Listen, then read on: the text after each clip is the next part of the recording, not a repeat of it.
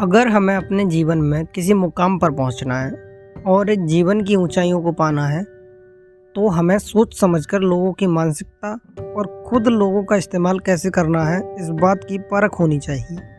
तो कुछ मानसिकताएं और कुछ प्रमुख विचारों को समझने के प्रयास में 48 लॉज ऑफ पावर का पहला नियम समझते हैं। First law of power, never outshine the master.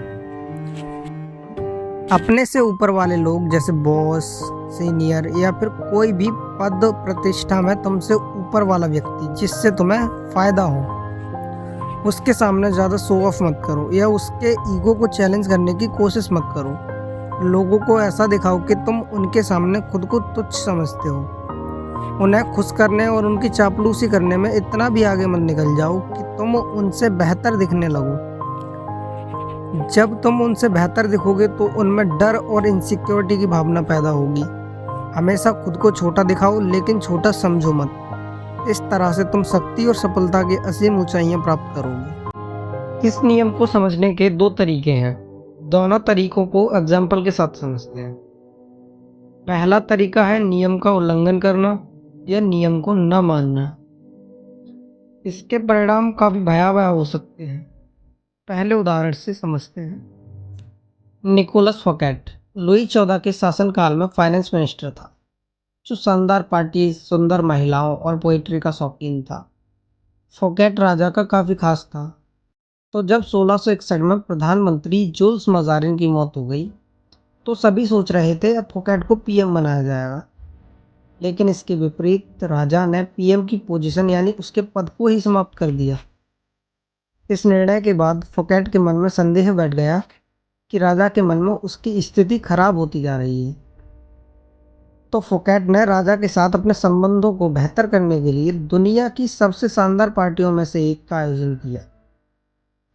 Party का दिखावटी उद्देश्य फोकेट के महल का निर्माण कार्य पूरा होना था, लेकिन वास्तविक उद्देश्य राजा को सम्मान देना था। यूरोप के सबसे प्रतिष्ठित लोग और कुछ महानतम बुद्धिजीवी भी इस पार्टी में शामिल हुए। पार्टी की शुरुआत शाम के खाने से हुई, जिसमें ऐसे ऐसे व्यंजन थे जो पहले कभी फ्रांस में चखे भी नहीं गए थे। पार्टी में एक से बढ़कर एक कार्यक्रम, एक से बढ़कर एक दृश्य राजा को प्रभावित करने के लिए प्रस्तुत किए जा रहे थे। अगले दिन राजा के प्रमुख डी आर्गटन ने फोकेट को गिरफ्तार कर लिया। 3 महीने बाद उस पर देश के खजाने से चोरी करने का मुकदमा चला, जबकि फोकेट पर लगे चोरी के अधिकांश आरोप उसने राजा की तरफ से राजा के कहने पर किए थे। मतलब फोकेट को झूठे आरोप में फंसाया गया था। फोकेट को दोषी करार दिया गया और उससे जेल भेज दिया गया, जहां उसने अपने जीवन के आखिरी 20 वर्ष बिताए। राजा लुई 14 एक अभिमानी, घमंडी और सुरक्षित व्यक्ति था। हर समय ध्यान का केंद्र बना रहना चाहता था। उसे किसी से भी फिजूल खर्ची में पीछे रहना पसंद नहीं था, यहाँ तक कि अपने वित्त मंत्री से भी नहीं। उसने फोकेट की जगह जीन कॉलवर्ट को वित्त मंत्री बनाया, जो अपनी कंजूसी और फ्रांस की सबसे उबाऊ पार्टियां देने के लिए मशहूर था। अब समझते हैं राजा ने फोकेट को जेल में क्यों डाला और उससे कम बेहतर वित्त मंत्री क्यों चुना। पार्टी की शाम जब राजा के सामने एक से बढ़कर एक भव्य आयोजन प्रस्तुत किए जा रहे थे, फोकेट तो यह सब राजा के प्रति अपनी वफादारी साबित करने के लिए कर रहा था। उसने न केवल यह सोचा कि पार्टी से राजा के साथ उसके संबंध अच्छे होंगे, बल्कि यह उसके अच्छे स्वाद, उसके संपर्कों और उसकी लोकप्रियता को भी प्रदर्शित करेगी, जिससे वह राजा का खास बन जाएगा और राजा उसे प्रधानमंत्री बना देगा। लेकिन इसके विपरीत हर नया आयोजन, मेहमानों द्वारा फोकेट को दी गई हर प्रशंसात्मक मुस्कान राजा को यह महसूस करा रही थी कि उसके अपने मित्र और प्रजा उससे अधिक उसके वित्त मंत्री से प्रभावित हैं। राजा को लग रहा था कि फोकेट अपनी धन, दौलत और अपनी शक्ति का प्रदर्शन कर रहा है। राजा को खुश करने के बजाय फोकेट की पार्टी ने उसके अहंकार को ठेस पहुंचाई। राजा ने यह बात किसी के सामने स्वीकार नहीं की, बल्कि फोकेट से छुटकारा पाने का एक बहाना ढूंढ लिया। जिसने अनजाने में उसे असुरक्षित महसूस कराया था। किसी न किसी रूप में उन सभी लोगों का यही हश्र होता है जो अपने से ऊपर के लोगों के आत्मसम्मान को असंतुलित करते हैं, उनके घमंड में छेद करते हैं या उन्हें अपनी श्रेष्ठता पर संदेह करने पर मजबूर करते हैं। अब नियम का पालन करने का क्या प्रभाव होता है उसे समझते हैं। 1600 के दशक में एस्ट्रोनॉमर और मैथमेटिशियन गैलीलियो के आर्थिक हालात कुछ सही नहीं थे। वे अपने शोध के लिए शासकों की दया पर निर्भर थे।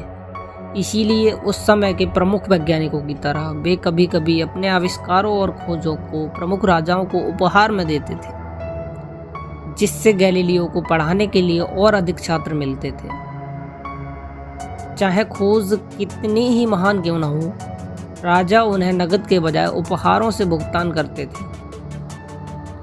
इससे उनका जीवन निरंतर असुरक्षा और निर्भरता पर बीत रहा था। वे किसी आसान रास्ते के बारे में विचार करने लगे। 1610 में जब गैलीलियो ने बृहस्पति के चंद्रमाओं की खोज की तो उन्होंने एक नई रणनीति अपनाई।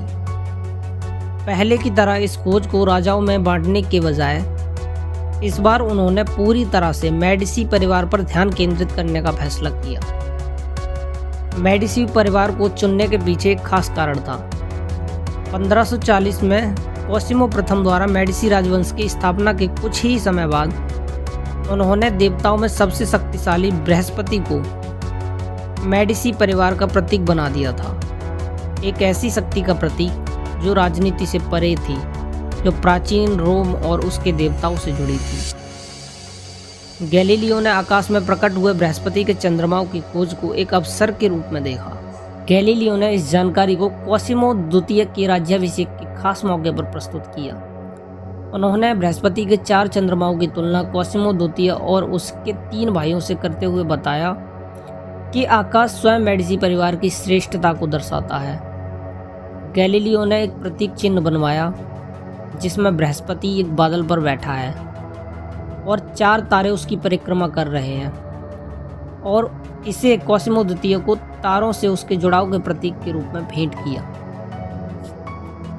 इससे खुश होकर कोसिमो द्वितीय ने गैलीलियो को पूर्ण वेतन के साथ अपना आधिकारिक दरबारी दार्शनिक और गणितज्ञ नियुक्त किया।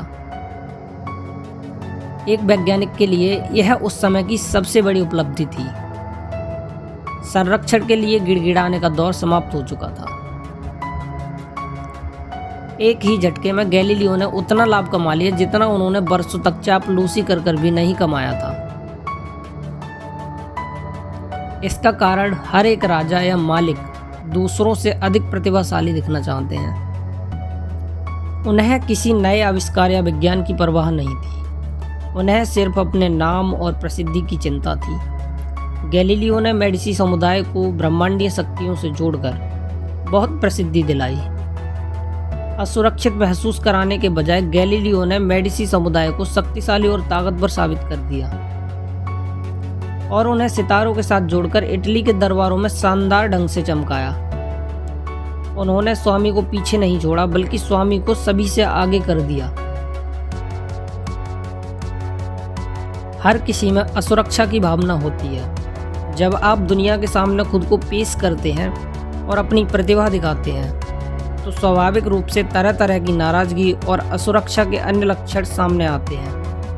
आप अपना जीवन दूसरों की छोटी मोटी भावनाओं की चिंता में नहीं बिता सकते, लेकिन अपने से शक्तिशाली लोगों के मामले में आपको अलग दृष्टिकोण अपनाना चाहिए। जब बात कुशलता या योग्यता की आती है तो अपने बॉस को पीछे छोड़ना शायद सबसे बड़ी गलती होती है।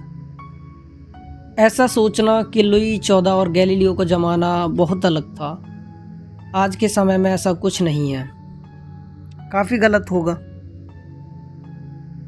जो लोग ऊंचे पद पर पहुंच जाते हैं वे खुद को राजा या रानी की तरह ही समझते हैं। वे हमेशा सिक्योर फील करना चाहते हैं। इस नियम से हम 2 बातें समझ सकते हैं। पहला, बॉस को, मालिक को या अपने से ऊंचे व्यक्ति को इनसिक्योर फील कराकर हम अपना नुकसान कर लेते हैं, जैसा फोकेट ने अपना नुकसान किया। और दूसरा, उसे इनसिक्योरिटी से बचाकर अपने लिए बेहतर विकल्पों को खोल सकते हैं, जैसा गैलीलियो ने किया।